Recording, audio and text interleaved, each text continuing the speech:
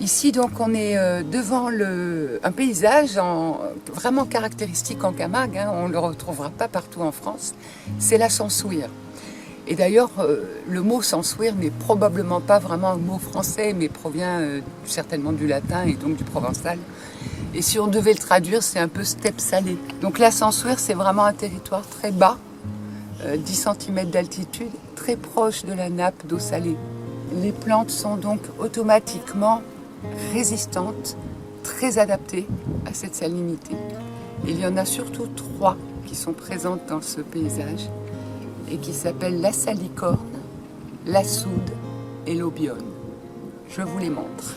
Voici la salicorne qui est donc gorgée d'eau de pluie pour pouvoir diluer ce sel qu'elle pompe en permanence au travers de son système racinaire.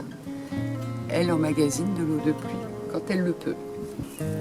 Et la soude a aussi une adaptation très forte et elle a servi à faire pendant 700 ans le fameux savon de Marseille.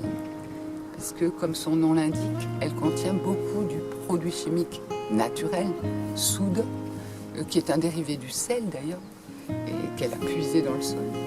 Et d'ailleurs en Camargue, les ouvriers agricoles, pendant très longtemps, avaient la permission de leur patron, en hiver, quand il y avait moins d'activité, de vendre la soude qui poussait de façon naturelle et sauvage à des savonniers de Marseille.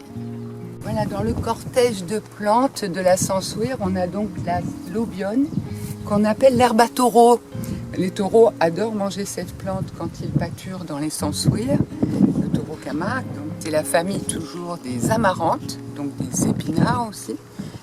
Ce sont les 3 des plantes crassulescentes qui se gorgent d'eau de pluie quand elles le peuvent, parce qu'ici, le climat méditerranéen fait qu'il y a peu de pluie, printemps, été, voire des fois un peu automne, mais beaucoup d'ensoleillement et de vent qui font évaporer l'eau, donc elles font un petit peu comme si elles étaient dans un désert.